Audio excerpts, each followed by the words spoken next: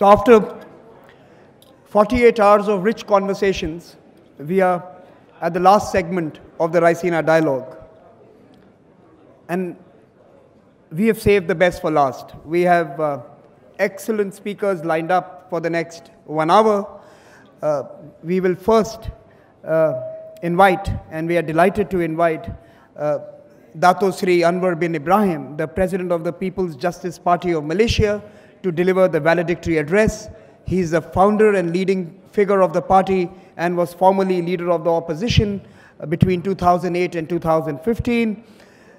Mr. Ibrahim has had a long and distinguished political life and has had several government positions, including as Minister for Culture, Youth, Sports, Agriculture and Education. He was widely praised for spearheading Malaysia's emergence and economic growth in the 90s when he held the position of Minister of Finance. He is also the person most responsible for the upbeat optimism around Malaysia today. We are indeed privileged and honored to have him speak to us at the dialogue and to deliver the valedictory address. Mr. Ibrahim, it's my privilege to invite you to speak to us this evening.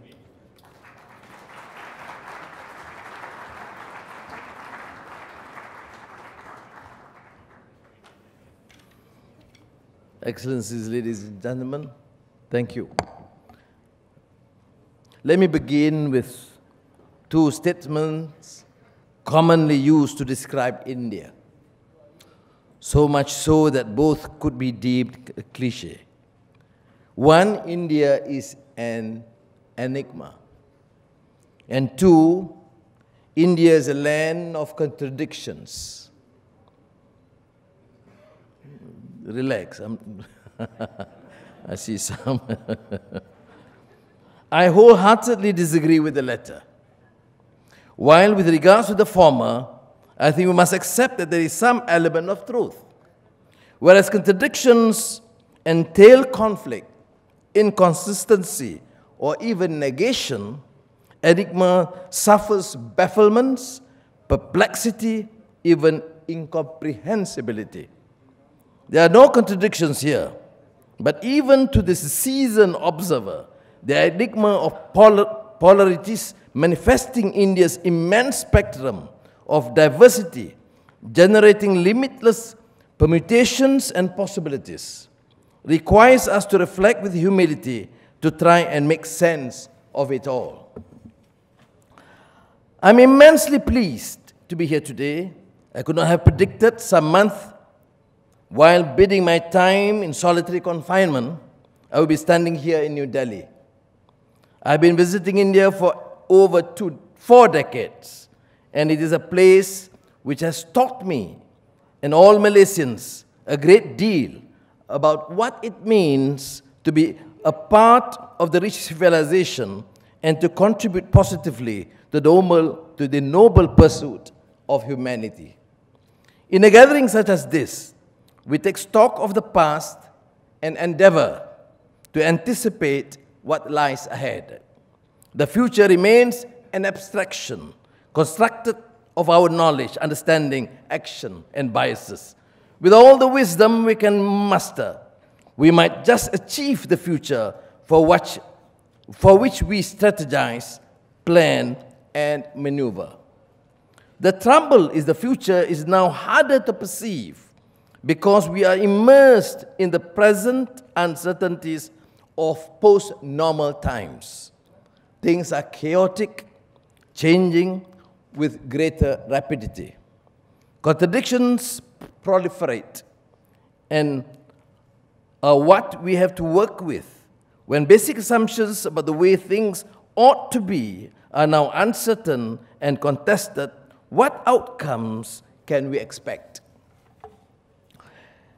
At the conclusion of the 5th gathering of the Raisina Dialogue, after many hours of careful deliberations, we find ourselves more and more buffeted by the old political dilemma. Events, dear boys, events. We have seen 9/11 and its aftermath in the war on terror. We have endured misguided wars in Iraq and Libya, a never-ending campaign in Afghanistan, the consequences of which are wreaking havoc across the region and the world. We saw the rise of the surveillance state and the erosion of civil liberties. We cannot ignore the long suffering of Syria and the torment of Yemen, which followed the failure of the Arab Spring and the genocides which have happened and are currently taking place in broad daylight. The worst financial crisis in generations was a crisis of America's own creation and has shone a bright light once again on the inevitable failure of unbridled capitalism, free markets, and unmitigated greed. What was supposed to be the end of history and the American century is mutating into something entirely different, darker, and more sinister. The mainstreaming of jingoism and the emergence of isolationist nationalism around the world. Can we say this is just events unfolding, or should we be more humble in recognizing the limitations of the prior analysis? Now let us consider that the very same time as the American century was instituted as a planning horizon, an alternative vision was gaining traction in academic discourse. It is neatly expressed in Andre Gunder Frank's title, Reorient. This is the advantage of being in prison. I have all the time and liberty to read books. The thesis is not just confined to predicting the coming economic empowerment of China and India or a coming Asian age. More profoundly, it is an argument about the illusory history and theoretical ideas woven around Western modernity as the origin of capitalism and globalism. The crucial message is the body of evidence amassed about Asian economic history. It is the reality of industry, productivity, innovation, trade, and connectivity which powered an Asian global economy that included Europe long before Europe erupted across oceans to recenter the world. The big picture, reoriented, is the present challenge that faces us all. We cannot afford to approach the future as a competitive zero-sum game. If the West is no longer in the driving seat, that does not mean the rise of Asia is inherently threatening. A world system is or can be a mutual, reciprocal, multifaceted interrelationship. Founded on the principles of social democracy, the state of India used to lord over economic policies, giving rise to extensive regulation and public ownership, not to mention sluggish growth and widespread corruption. But with economic liberalizations and reforms in 1991, India migrated to a market economy and by 2008 became the second fastest growing major economy in the world. Yet, while it continues to grow now, the flaws and symptoms commonly associated with the capitalist system, the so-called free market economy, are glaringly present. Apart from the immense wealth inequities, there are the millions caught in the middle income trap and hundreds of millions more caught in the quagmire of poverty. Corruption in its myriad varieties continue to plague the system. The enigma deepens when we realize that across the vast tracts of the second industrial revolution, with many still stuck to manual labor, we have oases of software programmers and techies heralding the fourth industrial revolution. With a gargantuan pool of 500 million workers, of whom 94% work in unincorporated enterprises, millions without access to electricity, let alone the internet, there emerges the city of Bangalore, India's very own Silicon Valley. This is nothing if not signifying the vast polarities in human capital development and the disparate state of knowledge economy. Yet, the enigma deepens when we consider India's rich culture and democratic process and contrast that against the autocratic, dictatorial regimes of some of her proximate neighbors.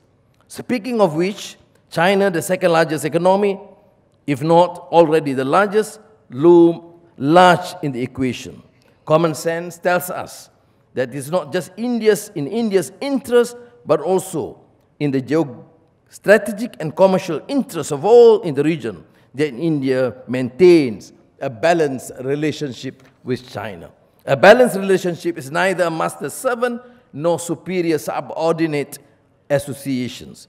Nevertheless, on account of the realities of the respective strengths and weaknesses of the parties concerned, it would take a great leap of the imagination to suggest that it will be a relationship inter pares.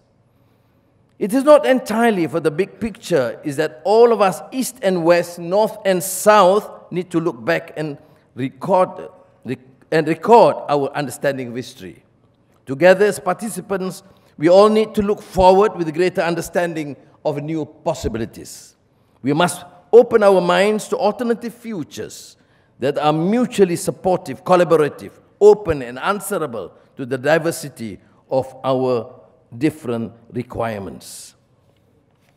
Perhaps some inconvenient truth to begin with will remind us of atrocities that have been perpetrated in the name of religion, and in this regard, all are culpable. Medieval India witnessed many instances of temple destruction committed by rival Indian kingdoms against each other, attendant on conflicts between adherents of different deities, as well as between Hindus, Buddhists, and Jains. Later on, the Islamic expansion in India during the various phases saw the destruction of temples, Hindu in particular, again ostensibly in the name of religion. And if we dial back to the era of the Crusades, we are reminded of the mayhem and the bloodbath in the Eastern Mediterranean on account of wars to recapture the Holy Land from Muslim rule. It is hard to ignore these dynamics at work here in India. No country more publicly and vituperatively contests its own history, not to reclaim from colonizers, but to purge it on the presence of minorities. The awful history of communal violence that was the birth of Indian independence continues to be incited and tragically reenacted thanks to visions of the past that embraces the thesis of partition. We must be thankful for the Indian sages, historians, scholars, whose work reclaimed the open, tolerant mosaic of subcontinent's past. Hindu and Muslim need to recognize the mutual influences of their shared history. Whether that is the evidence of the early Mughals, engagement with Sanskrit learning, or being honest about the convivencia of popular religion and the mixing of our cultures out on the streets. Think of the living saints, whether Muslim or Hindu, whose lives of service to the needy, whoever they were, whatever their origin, exemplified the meaning of shared values and common humanity. The shrines where the saints were buried drew worshippers from all communities. However much religious purists might object and demur at this aspect of popular religion, it testifies that goodness and mercy are models we all appreciate. There is a moral lesson that we contemplate tackling insurgent ideologies. No one is won over by exclusionary ethics or self-aggrandizing fervor. It is common humanity that draws people together. The task is to find pragmatic means to accommodate diversity, to enable plurality to flourish without creating barriers and boundaries to common endeavor. We meet at a time of rising nationalism around the globe, fueled by Hydra-headed fear. The greatest fear is the fear of the other, of the motives, intentions, and aspirations of people deemed to be different. Closing borders, raising barriers, calls to rely on our own identity and to keep separate are spreading like a pandemic. What has been described as nativist economics in America is startling indeed. And in Europe, they call it nationalism. Let us not dupe ourselves by conflating nativism and nationalism or patriotism, for to my mind, it is nothing but a manifestation of unbridled populism. With the doubling down of its semantic cousins such as xenophobia, ultranationalism, jingoism, the anti-immigration discourse has morphed into toxic mutations of domestic racism, religious animosity, and communal hatred, with chronic race baiting and incitement to violence becoming an increasingly common occurrence. What is worse is that it blinds us from seeking solutions to the most pressing challenges facing humanity today: forced migration and climate change, the exploitation of natural environment, and addressing education inequality, uplifting the poor and the marginalized. These problems will only find solutions in initiatives which are innovative, collaborative, and inclusive. The resurgence of ultranationalism is a global phenomenon. It is a precursor to fear and present danger to peace and security. Extreme identity politics and polemics contribute to the conditions in which the seductive call to violence festers. We must reject it. Ladies and gentlemen, I still remember words of Pandit Jawaharlal Nehru, the very embodiment of India, as he tells us India's tryst with destiny, and how at the stroke of midnight hour, when the world sleeps, India will awake to life and freedom. Well, in Malaysia, it wasn't exactly at midnight. But on May 9th, 2018, the people of Malaysia made their tryst with destiny by voting out a regime that had ruled the nation for more than 6 decades.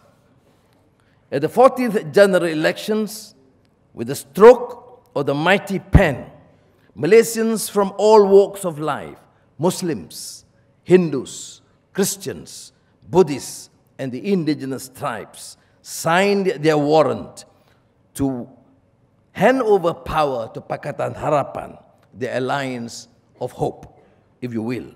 And with that, a new era began for Malaysia. The peaceful transition of power was nothing short of remarkable. And I strongly believe that one of the most important reasons for this exceptional phenomenon is our very firm and consistent policy on communal and race relations. Indeed, during the run-up to the elections, the other side resorted to playing the race and religious card. And while that might have gained some traction, the fact is that the majority of the people rejected it in favor of cultural and religious inclusivity. No doubt, the voices of wreck and ruin will continue to be heard from those who would want to see the new government fail. The test for us, apart from ensuring the successful stewarding the economy, is to remain firm on our policy of eschewing all forms of extremism and fanaticism, and respecting diversity and embracing communal and religious harmony. If the world were to take one lesson from the Malaysian story, is this. Mind you, managing a coalition of bitter rivals and different ethnicities and religions is at times Olympic in the effort required. But we must not shy away from what is fundamentally right and good only because it is hard. I believe the generations which follow will look back at this inflection point in our history with appreciation that we fought tooth and nail for a country that embraces all. What is politically right cannot be morally wrong. What is morally right cannot be politically wrong. And that is to quote Gandhiji. The institutional reforms that are underway, including parliamentary reforms under my direction, are primed to take Malaysia on a new path of greater constitutional democracy, rule of law, and judicial independence. These changes will provide the foundation to ensure our democratic transition is not fleeting. Leadership is, of course, critical. But in the long term, it is the institutions that ensure protection of fundamental liberties, vibrant contestation of ideas in the social and public spheres, further empowerment of women, and with a proactive social justice agenda and greater distributive justice for the poor and the marginalized. Coming back to Asia and India, to my mind, if Asia does rise, the truth be told, it must be shorn of vain glory. As they say, history can liberate us, or it can incarcerate us. Our great opportunity in Asia, in this moment of upheaval and disruption, is to find new paths to heal the divisive, demeaning, and demonizing ways of the past. It is the threshold across which we can transform the relationship. We could continue to be befuddled and bound by the poisoned legacy of contested meanings and ideas of the past, present, and future. Or we could rise above our prejudices and opt for real justice and peace that is equitable and fair to all. That noble path which calls to us, where we are unwavering in the commitment to principles which are universal and timeless, is a journey, albeit difficult, that can bring us to a better future. Thank you, ladies and gentlemen.